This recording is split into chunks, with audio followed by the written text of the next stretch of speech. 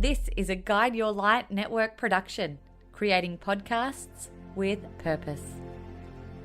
If you keep comparing yourself to other people, you will never be happy. I didn't question it. I knew that was a divine message for me at that moment. I've yet to find anything the mortal body can experience that the mortal soul can't love. I have yet to find anything that somebody's been through that can't be turned into a fuel of opportunity. You know, I say we never arrive at anything. I'm never going to arrive and say, I am now the most incredible leader of all time. We are on this journey of learning. And as we grow, we learn. Anybody here listening has taken psychedelics will know that there is no control. And the whole point is letting go and leaning in. And that's scary. But that's the scary is where the healing happens. It's not just about food. We're still not seeing results because there's this shift of mindset that needs to happen. You know, you get knocked down, you got to get back up. And so part of that process is having a broken heart. You need to talk about feelings. But generally, most men, if they're not having a broken heart, they don't need to talk about feelings. And this is where psychology has misled us. Hey everybody, I'm Maritza, and this is the Things You Can't Unhear podcast. Has there ever been a moment in your life where you heard or read or were told something that you simply could not unhear? Something that caused you to make positive changes so that you could become the best version of yourself? Well, we share this show with access to inspiring and empowering humans who will motivate you to become the happiest, healthiest, kindest, and most compassionate you. Sit back, settle in, and let this be the day you hear something that simply cannot be unheard. Today, I wanted to share a bit of a solo episode with you because today's a special day. It is March the 19th, and it is exactly 4 years since I launched the Things You Can't Unhear podcast, where I sat down in front of my computer and created a show that has absolutely changed my life. I've had so many amazing, insightful, inspiring, motivating, transformative conversations as a result of hosting this show, creating this show, and being a part of these discussions. And I wanted to take an opportunity today to really highlight some of the things that I have not been able to unhear from the show. I think it's important to reflect as we learn and grow along the way. And you know, sometimes I think I'm not learning and growing quite enough, or I'm not keeping up my practices. But in fact, I am keeping up my practices because I have completely changed the way that I perceive and view the world. Every moment of every day, I feel gratitude for something, to the point where I say thank you in my heart and in my mind each time I tap my ATM card. Yes, I still have an ATM card. I do not use my phone for that service. Forgive me.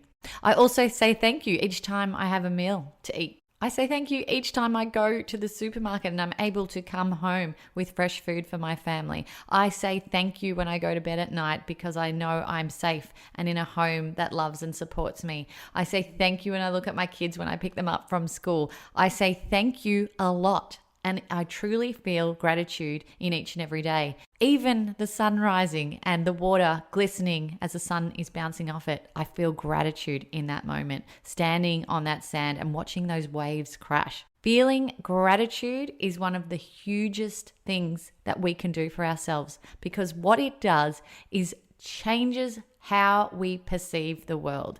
When we perceive the world with a lens of gratitude and thankfulness, it completely brightens up your world and attracts a high vibration. So you attract more of that stuff into your life. It's pretty special. Wake up tomorrow morning and list the things you are grateful for. That's just one thing that rolled off my tongue, but it has been a completely life-changing thing for me. Something else that I could not unhear that I heard on my podcast was by Neale Walsh, the author of Conversations with God. And I talk about this to whoever will listen. It is stop making each other wrong. Stop making each other wrong. Wow. Wouldn't that sentiment alone completely change how you are in life, how you are at work, how you are in your relationships? If you didn't have to blame someone else for their actions and how they made you feel, or blaming someone for being a certain way that you don't agree with. If you don't agree with it, it doesn't matter. Be happy and grateful within yourself and stop making each other wrong. Think about politicians that you make wrong, newsreaders, journalists that you make wrong, government bodies that you make wrong. How much energy are we wasting making people wrong? That is dampening our energy and our vibration. If we see ourselves as one united entity where we are all one, we are collectively working together for the greater good. I know it can be hard to do that sometimes because there are some difficult people out there, but if we see something in them that reminds us of us, we can tend to flip our perspective in a way where we can start to understand why they're behaving in such a way and what trauma have they potentially been through in their past that is causing them to act in this way. No, we certainly don't have to put up with it, but we can see it in a completely different lens if we see it from a different perspective. Another huge comment I heard on the Things You Can't Unhear podcast, not from one person, so I can't even give credit to one, but this is from numerous change makers that have been on the show, and that is choose your circle of influence. I've heard this 10 million times as I was growing up from my parents. It wasn't put in those words, it was put in different words, and you've probably heard it in different words yourself. But you are a result of the people that you have in your life. I've got teenage girls. I talk to them regularly about the people that they are choosing to be in their life as they get older, and if those people and their actions are reflecting who they want to be. This goes for us adults too. Look at the people you're spending most of your time with, and then think about where you're trying to get in life or who you are trying to be. Do those people reflect that mission and that vision that you have of yourself? Do they reflect who you aim to be? Are they going to help you get to that destination, or are they going to hinder you getting to that destination? This is a game changer for business. It can open so many doors for you. It can start conversations that you never thought possible, and it can create networks beyond networks of people that aim to help each other, because if you're working on a similar pathway and a similar mission, it really helps to be surrounded by the same like-minded type of people. When you have pushback and pushback from people that potentially don't believe in you, your ideas, your concepts, or anything that you're about, you don't feel seen and heard, and you feel limited, it can limit you physically, and it stops you from moving forward and creating the life that you dream for yourself. Another concept that I cannot unhear is the fact that we create our own reality through our thoughts. Joe Dispenza talks about this all the time. Louise Hay spoke about it all the time. There are numerous authors and change makers that talk about this. It is purely manifestation, and it can work for you or against you. When we change those limiting beliefs and those negative thought patterns that linger on in our mind and come back and forth in our lives, we can start moving forward in different ways. Think about now, what ongoing thoughts come through your mind? Perhaps when you look in the mirror, I don't like my body, there's something wrong with my nose, I'm overweight, I feel sluggish, I'm not worthy of a good relationship, I hate my job, I'm stuck here, I don't like where I live, I'm never going to have enough money. These thoughts can come through our minds hundreds of times a day, and they're doing us no favors, even to the point of our health. I've had people on the podcast who feel as though their thoughts have made them physically ill in serious ways, who believe that their illnesses were a result of the negative thought patterns that they had in their lives for years.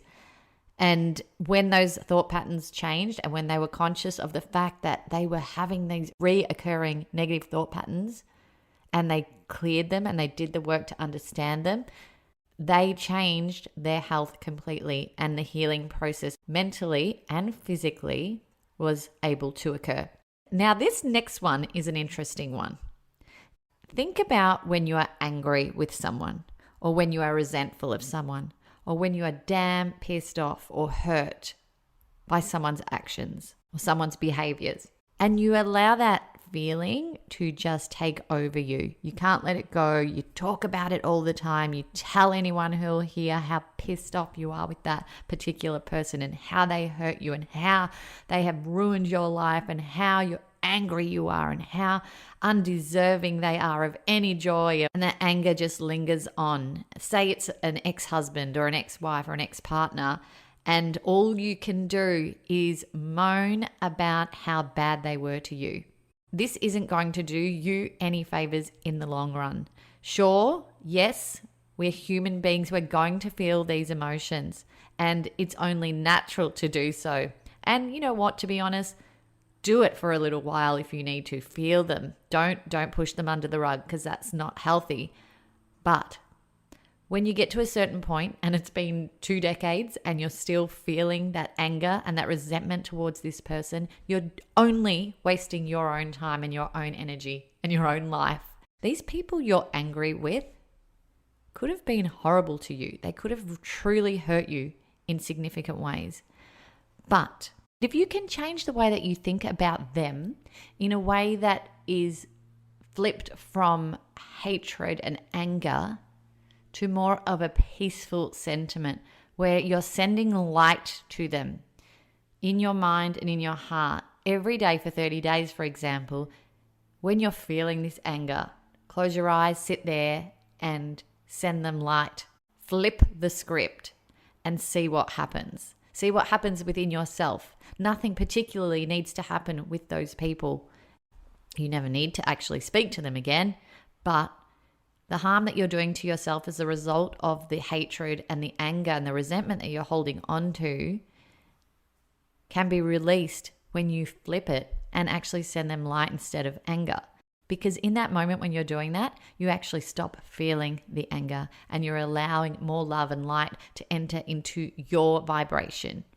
And guess what? More of that feeling is what is going to attract more of that feeling. I've heard this many times, but I heard it from Marianne Williamson as I went to see her live in Australia late last year. She was talking to someone in the audience about her mum, who she had had a difficult relationship with most of her life, and she asked her to flip the script from that anger to love. And the woman was not amused by that situation because she did not want to send her mother love because she was so angry with what had occurred in their past and what she felt she had done to her. But she asked her, send them love, send them light for 30 days, and let's see what happens. And this is something that another audience member stood up and spoke about, as they had already done this with one of their parents. And the change in their relationship actually was a significant one. It had been years since they'd spoken, where neither of them was picking up the phone to communicate because of what had happened in the past. And after these 30 days, where this person had decided to send love and light instead of anger through her body, the phone rang. And it was in fact their parent. And they were trying to make amends. So miracles can happen. And if you want to take anything away from this, take away that miracles can happen. But sometimes we need to do a little bit of the work in order to shift some of the old stuff to allow some of the new stuff to come in. I feel so happy to be able to share what I've learned over the last 4 years from this show with you, and I'm going to be continuing to do so more often. But I'd love to really hear yours as well. Let me know what you have heard on this show as a result of listening and what changes you've made in your life to make yourself happier, healthier, and living a more meaningful and purposeful existence. There's many people out there that are repeating these ideas, and I think they're worth repeating, to be honest. This is nothing new. This is found in all self-help books, through personal development coaches. We hear this stuff on retreats. We hear it from change makers and thought leaders. We hear it from authors.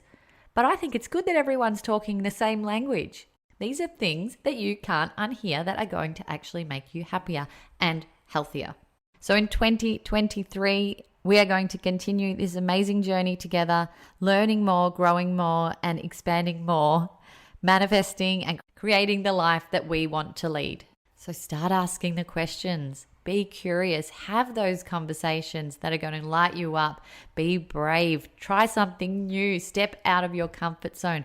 Start something exciting and step out of the negative thought patterns and into the self-belief. If you've been a fan of this show, if you've listened for some time, or if this is the first episode, I'd love you to please rate and review the show on Apple Podcasts or on Spotify. You can do that on Spotify now, which is exciting. So take some time to reflect yourself on some of the things that you haven't been able to unhear, either as a result of listening to this show or any other podcasts or books or materials or conversations that you've had. Reflections are important. I hope you have a magical day, and I look forward to your presence on the next episode of Things You Can't Unhear. Thanks for listening to the show. What did you think? And what did you feel?